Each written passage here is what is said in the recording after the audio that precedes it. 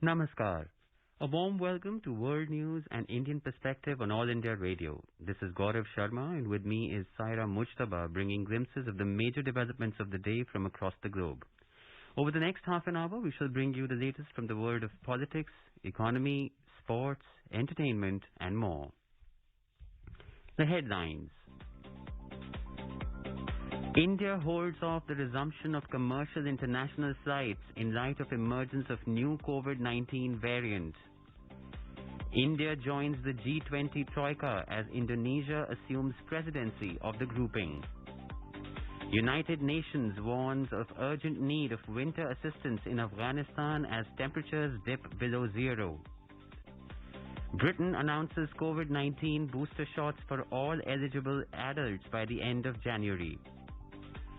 India's lower house passes the Assisted Reproductive Technology Regulation Bill 2020.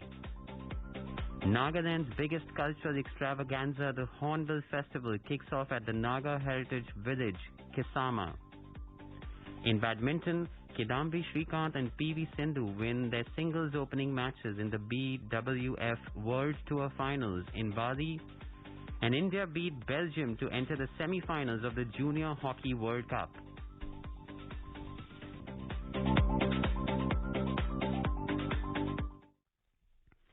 As India marches towards administering 150 crore vaccine doses against COVID-19, news about the fresh corona variants is causing concern.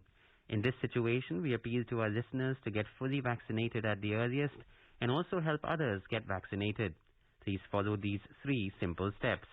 Wear a face mask, maintain social distancing, and focus on hand and face hygiene.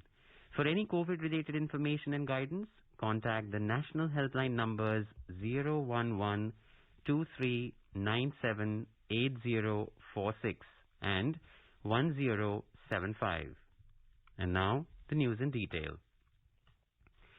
In light of the evolving global scenario with the emergence of the new COVID variant of concern, Omicron, India's Directorate General of Civil Aviation, DGCA, has deferred the resumption of international flights. In a statement, the DGCA said that it will notify its decision on the date of resumption of scheduled commercial international passengers airline services to and from India in due course. India's Health Ministry has revised guidelines for international arrivals in India effective Wednesday. The ministry has mandated submitting 14 days travel details and uploading a negative RT-PCR test report on the Air Suvidha portal before the journey. The RT-PCR test should have been conducted within 72 hours prior to undertaking the journey. Recently, the Government of India had decided to resume scheduled commercial international passenger services from the 15th of December of this month. The scheduled international commercial passenger services were suspended by India on the 23rd of March last year due to the COVID outbreak. The DGCA in a circular said that the situation is being closely watched in view of the emergence of the new COVID variant. The Government of India on Wednesday said that 6 COVID-19 positive cases have been reported after screening of 3,476 passengers from 11 international flights from at-risk countries. On the first day of the operation of the guidelines for international travelers issued by the Centre as Public Health Response Measures for Control and Management of the new reported variant of COVID-19, a total of 11 international flights landed at various airports of the country except Lucknow from midnight to 4 p.m. on Wednesday. The Union Health Ministry said all the passengers were administered RT-PCR tests, wherein only 6 passengers were found COVID-19 positive. The samples of the COVID-19 positive passengers have been sent to INSACOG labs for whole genomic sequencing. The ministry said the government will continue to keep track of the evolving situation and support the states and the union territories in the fight against the pandemic. Meanwhile, South African health officials urge the public not to panic over the emergence of the new Omicron variant of the coronavirus. Authorities have said that it is still too soon to make solid assessments of whether Omicron has a higher rate of transmission or will cause more hospitalizations or severe illness. In the United Kingdom, 8 more cases of the Omicron variant of coronavirus have been found, bringing the total number to 13. The UK Health Security Agency has said that these are in addition to the previous 5 confirmed cases. Britain has announced that all eligible adults in England aged 18 and above will be offered a COVID-19 booster vaccine by the end of January. The UK government in a statement said that to speed up the vaccination program, around 400 military personnel will be drafted in to support deployment. It added that 1,500 community pharmacy sites, additional hospital hubs and pop-up sites will be opened in convenient locations across the country. The World Health Organization (WHO) has urged countries to remain calm and take rational measures against the fast-spreading Omicron coronavirus variant, warning that blanket travel bans being rolled out globally will not prevent its spread. Omicron, first reported in South Africa less than a week ago, has already appeared in many countries, with borders shutting and dozens of governments imposing travel restrictions in defiance of WHO advice. WHO Chief Tedros Adhanom Ghebreyesus said that blanket travel bans will not prevent the international spread and they place a heavy burden on lives and livelihoods. The WHO in a travel advisory on Omicron has said that they can adversely impact global health efforts during a pandemic by disincentivizing countries to report and share epidemiological and sequencing data. Meanwhile, UN Secretary General Antonio Guterres has said that the UN World Tourism Organization has a key role in rethinking tourism and its interaction with societies, economies, and our natural resources and ecosystems. Speaking at the UN WTO General Assembly, Mr. Guterres on Tuesday expressed hope that the decisions taken at the Assembly will help to restore trust in travel and get the world moving safely. India has joined the G20 Troika on Wednesday. The G20 Troika comprises Indonesia, Italy and India. India is set to assume the G20 Presidency on the 1st of December 2022. A report. The Troika is a group of the current, previous and incoming G20 presidencies. This is aimed at ensuring continuity of the group, which represents the premier forum for international economic cooperation. As a founding member of the G20, India has used the platform to raise issues of vital importance and those that impact on the most vulnerable around the world. Indonesia assumed the G20 presidency on Wednesday. The G20 Leaders Summit will be held on the 30th and 31st of October 2022 under the overall theme of Recover Together, Recover Stronger. A statement from India's External Affairs Ministry said that as a Troika member, India will work closely with Indonesia and Italy to ensure consistency and continuity of the G20's agenda. India will assume the G20 presidency on the 1st of December 2022 from Indonesia and will convene the G20 Leaders Summit for the first time in India in 2023. Ramya for World News. The United Nations Office for the Coordination of Humanitarian Affairs on Tuesday said that temperatures have already dipped below zero in Afghanistan and people are in need of winter clothing, emergency shelter, heating and fuel, as well as rental support.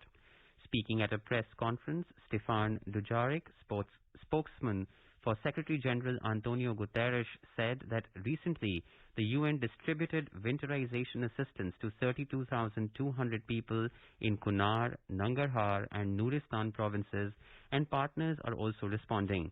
He added that the 2021 Afghanistan flash appeal seeking $606 million has seen generous funding. Previous years' trends indicate that by November, cases of hypothermia, acute respiratory infections, and deaths directly and indirectly associated with the cold are likely to increase. Recently, we distributed winterization assistance to 32,200 people in Kunar, Nangarhar, and Nuristan provinces, and partners are also responding. Members of the UN Security Council expressed grave concerns over rising tensions in the occupied Palestinian territory. The UN Special Representative outlined the recent developments, including Israel's designation of Palestinian non-governmental groups as terrorist entities. Mr. Thor Venisland told Security Council members that the recent developments on the ground are worrying. He was pointing out the situation in the West Bank and Gaza and challenges faced by the Palestinian Authority. He informed that in the last month, violence resulted in the death of 4 Palestinians, including 2 children, and injuries to 90 others, including 12 children, due to action by Israeli security forces. 1 Israeli civilian was killed in the same period, and 9 civilians, including 1 woman and 1 child, and 6 members of ISF were injured. India's Department of Telecommunications and International Telecommunication Union have commenced India ITU Joint Cyber Drill 2021 on Monday.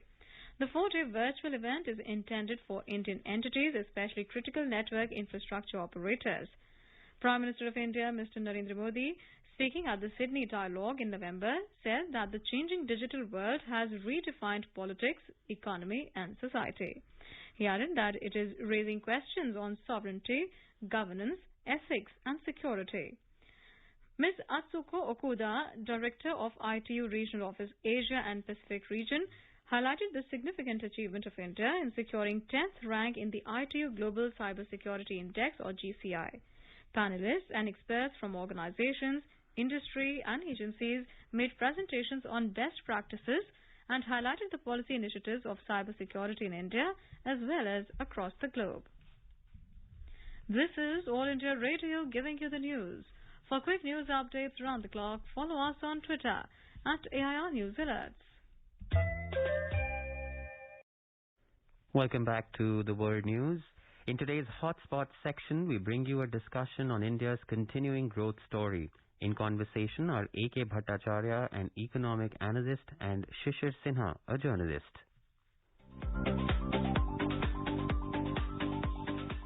Mr. Bhattacharya, we have seen GDP number and there are some doubts raised on whether we are seeing more of a base effect or real recovery. What is your opinion on that? There is certainly some recovery. When you see the economy growing by 8.4% compared to contraction of 7.4% in the same quarter of last year, which is July-September 2020, and now we are in July-September 2021, when economy grows by 8.4%, there is certainly some recovery. You cannot detract from that movement. But what is also necessary to measure is the size of the economy. Because as we know that the size of the economy in real terms had actually shrunk quite significantly in last year in July-September from, if I compare the size of the economy in July-September 2019, the size of Indian economy in that quarter in real terms was 35.61 lakh crore. Now that slumped to around 32.96 lakh crore. And now what we see in July-September 2021, it has come back to around 35.73 lakh crore. So what you are seeing is that we are at that stage of the economy in terms of the real size, which is broadly similar to what we had in July-September 2019. So almost 2 years ago, we had this size. Now, while we must take note of the recovery from a contraction of 7.4% in July-September 2022, growth of 8.4%, we should also take note of the fact that the size of the economy is by and large remained the same for the last 2 years. So this has its own implications. This has its own bearing on the kind of jobs that we can create. So therefore, it's a two-way story. It cannot be seen just as a recovery, but also a recovery to a point where are we better off than 2 years ago? No. But we have recovered. There's no doubt about it.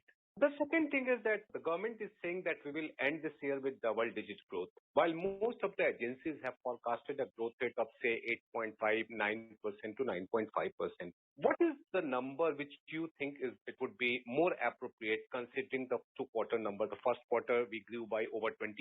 The second quarter, we grew by over 8%. So what is the number for full fiscal in your estimation? See, my point is that is only the brave who would try to speculate what kind of growth that you will see in the full year in the current 21 and 2022, April to March. What we do know so far is that in the first half of the Indian economy of the current year, we have grown by 13.7%. Now, the third and the fourth quarter of 2021 financial year, we had some positive growth. So in other words, the base effect advantage that we had in the first two quarters will not be there in the third and the fourth quarter of the current year.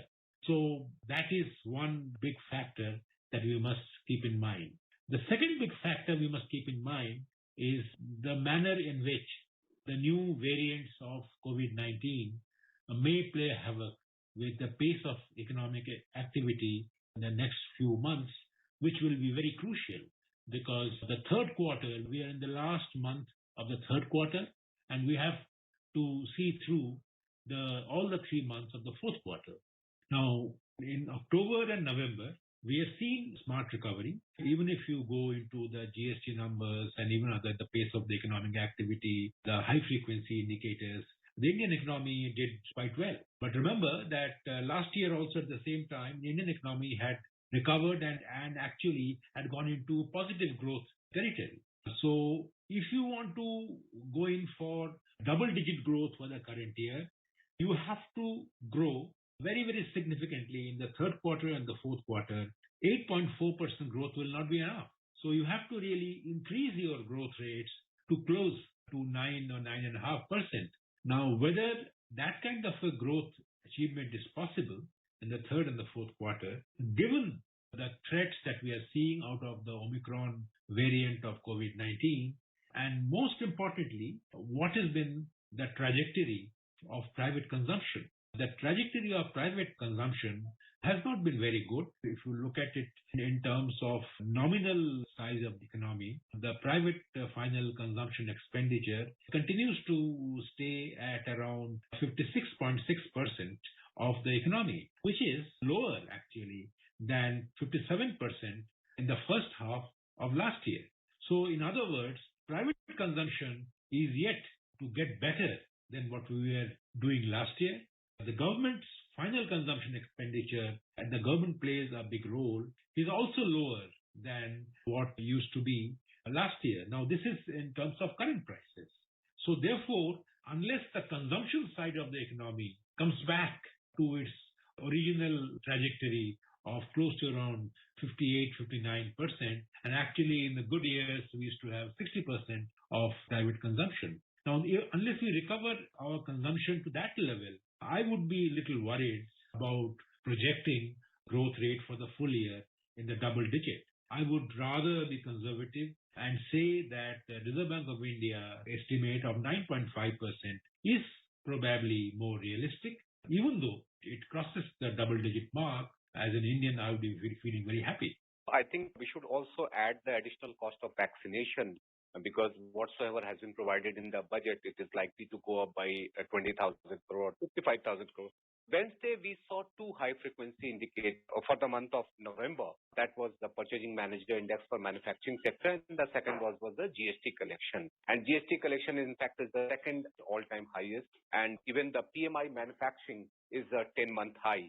One of the good things which has happened in the PMI manufacturing we can talk about is the employment opportunities. How do you see that? Because that is one area where there are a lot of concerns, even after higher growth, even after high tax collection. The employment situation is something which needs to be talked more. What is your assessment on that? I think there are some positive signs showing on the employment front. Even though those are dated numbers, if you look at labor force participation rate data, PLFS data, which has been released for the period January to March 2021, it does show that employment slowly and steadily are coming back. There are sectoral variations, but I think we are seeing employment on a better trajectory. And I think this is linked to our exports, which are doing very well. Exports, particularly of manufactured and raw materials, actually, by and large, very, very job, labor-intensive sectors. Now, exports clocking a rate of growth of 40% in the first half or so has also helped the job situation, although you may still argue that the unorganized sector workers may not have fully benefited from this formal sector growth. But the big question is, to what extent the Omicron variant of the COVID-19 pandemic, they actually impact on India's pace of economic activity, the various sectors of the economy like travel, tourism, hotels, and consumption particularly. And do people go back to their own shelves of low consumption and more savings in their banks? So that will hold key to the kind of positive signs and capitalizing on those positive signs of higher GST collections and better employment situation, they will depend on that. Thank you, Mr. Bhattacharya. Thank you.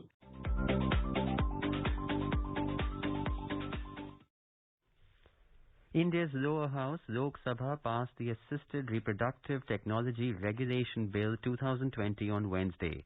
The bill was moved by the Health Minister, Dr. Mansukh Mandavia, in the post-lunch session. The minister said the bill is for the regulation and supervision of assisted reproductive technology clinics and banks. He said the bill would help prevent misuse of the technology and ensure safe and ethical ART practices. The 1st of December marks the beginning of the month of victory, celebrating Bangladesh's liberation from Pakistan on 16th of December 1971. To mark the occasion, our Dhaka correspondent Rajesh Jha spoke with Padma Shri recipient, retired Lieutenant Colonel Sajjad Ali Zahir.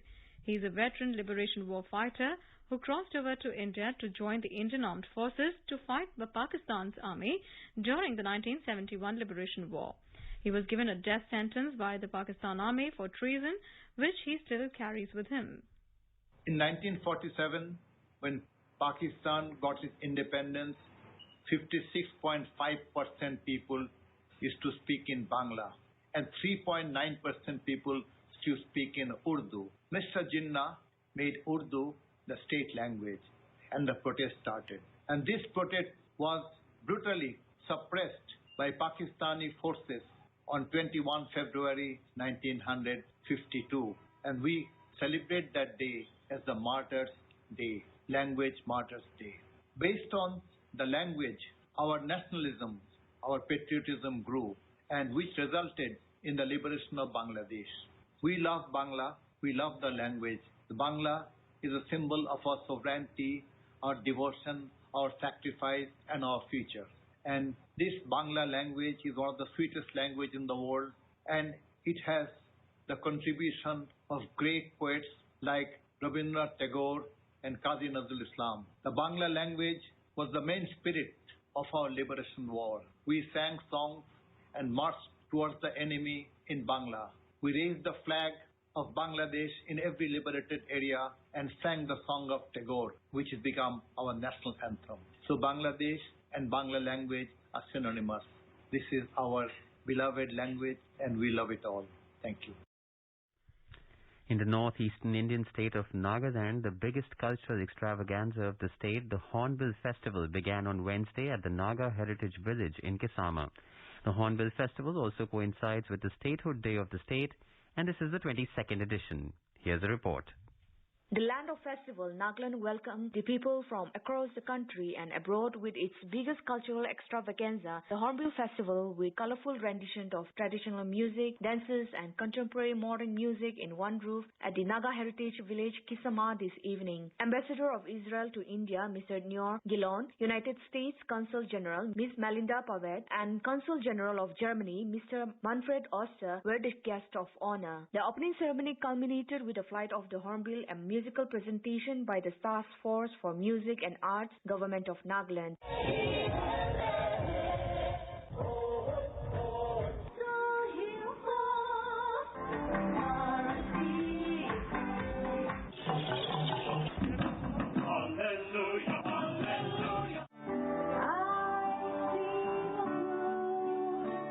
The 10-day festival will witness the glimpses of the Naga culture, tradition, and contemporary modern music in the spirit of unity in diversity. This is Asunyo for World News, Kohima, All India Radio.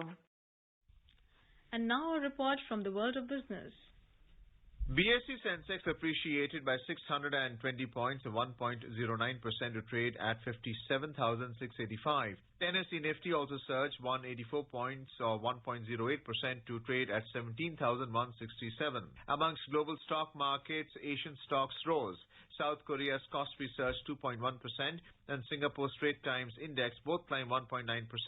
Hong Kong's Hang Seng gained 0.8%, while China's Shanghai Composite Index and Japan's Nikkei 225 both added 0.4%. European markets were also up in intraday trade. Oil prices rose more than 4%, recouping a big chunk of the previous session's steep losses. The crude prices rose as major producers prepare to discuss how to respond to the threat of a hit to the fuel demand from the Omicron variant of the coronavirus. In intraday trade, Brent crude was trading around $72.50 per barrel. And in the foreign exchange market, the rupee appreciated by 26 paise to close at 74 rupees and 91 paise against the US dollar. Arjun Chaudhary for World News, All India Radio. Moving on to sports now. In badminton, Kidambi Srikanth and Bse Sensex have won their opening singles group matches in the ongoing BWF World Tour Finals in Bali, Indonesia. Srikanth defeated Francis Thomas Jr. Popov 21-14, 21-16 this morning. Bse Sensex beat Lene Christophersen of Denmark 21-14, 21-16. Lakshya Sen entered the second round as his opponent, Kento Momota of Japan, was retired in the opening match after a few minutes at the start of the day. However, in women's doubles, the pair of Ashwini Ponnappa and N.C. Reddy lost their first game in Group A. Nami Matsuyama and Chiharu Shida of Japan defeated the Indian duo 21-14, 21-18. And in hockey, India beat Belgium 1-0 to advance to the semi-final of the Junior Hockey World Cup. The Bangladesh Navy and the U.S. military personnel kicked off the annual maritime exercise dubbed Carrot on Wednesday. Commander of the U.S. 7th Fleet said that the exercise will be carried out virtually and in the Bay of Bengal. The 9-day engagement focuses on a full spectrum of naval capabilities and features cooperative activities that highlight the ability of U.S. and Bangladesh to work together towards the common goal of ensuring a free and open Indo-Pacific. Our Dhaka correspondent reports that the Bangladesh Navy has been taking part in the Carrot exercise since 2011. Carrot exercise is observing its 27th anniversary. It is designed to address shared maritime security concerns and strengthen partnership between regional navies. And now let us take a look at the major developments around the world as reported in the foreign press. The Wall Street Journal writes, Russia expels U.S. diplomats in latest tit-for-tat action. South China Morning Post reports, China extends battle lines to manage capital outflows.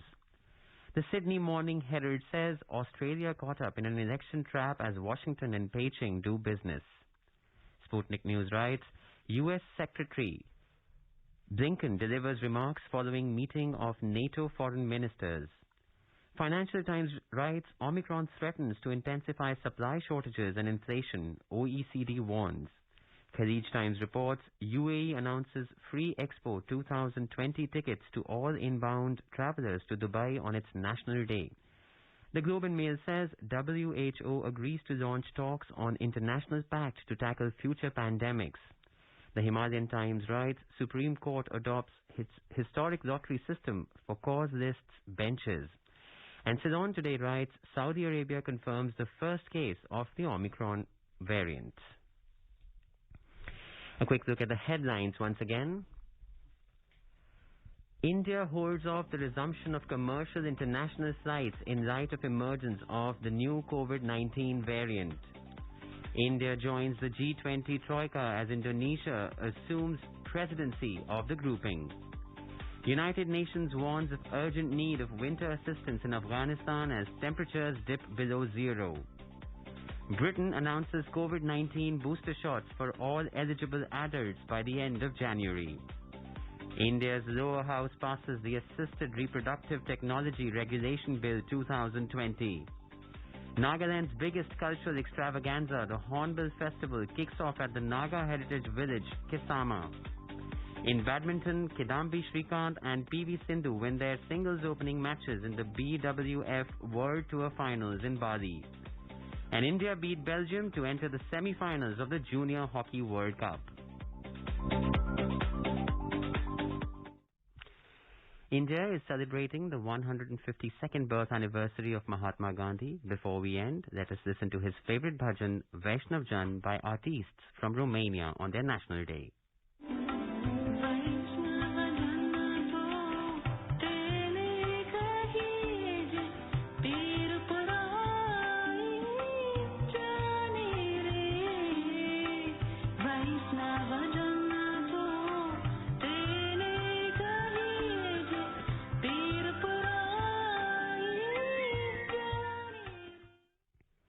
And with that, we end this bulletin. We'll be back at the same time tomorrow with the next edition of World News.